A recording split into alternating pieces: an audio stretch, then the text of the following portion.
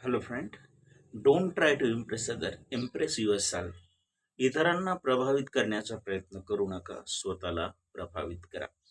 अत्यंत सुंदर अशा विचाराने आपण आपल्या आजच्या टॉपिकला सुरुवात करूयात. जसा आपला जन्म होतो तेव्हापासून आपले आई वडील इतरांना प्रभावित करण्यासाठी किंवा या स्पर्धेमध्ये आम्ही इतरांपेक्षा कशा पद्धतीने श्रेष्ठ आहोत हे दाखवण्याचा सातत्याने प्रयत्न करतात.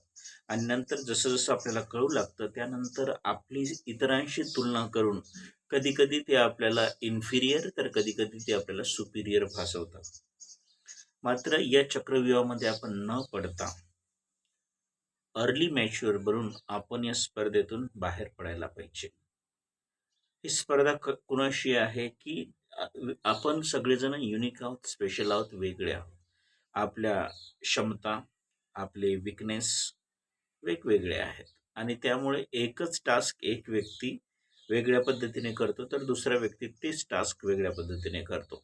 त्यामुळे इतरांशी स्पर्धा करून आपला वेळ आपण वाया घालवता कामा नये.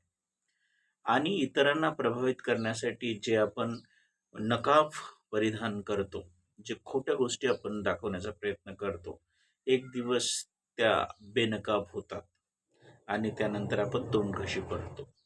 त्यामुळे कधीच आपण आपल्या आयुष्यातील थोडाही वेळ आपण इतरांना प्रभावित करण्यासाठी खर्च करता कामा नये. कारण वेळ हा अत्यंत मौल्यवान आहे आणि हा वेळ फक्त स्वतःला प्रभावित करण्यासाठीच आपण खर्च केला पाहिजे.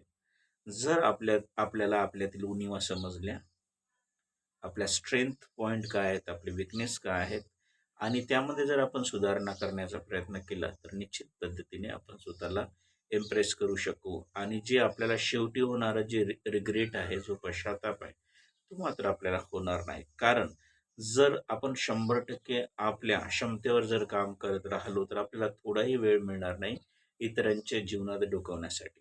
म्हणून स्वतःच्या जीवनामध्येच आपण गुंग होऊन, गुंतून जाऊन आपण स्वतःच्या विकासासाठी सातत्याने प्रयत्न करत राहिला पाहिजे आणि स्वतःलाच प्रभावित केलं पाहिजे, स्वतःला इम्प्रेस केलं पाहिजे.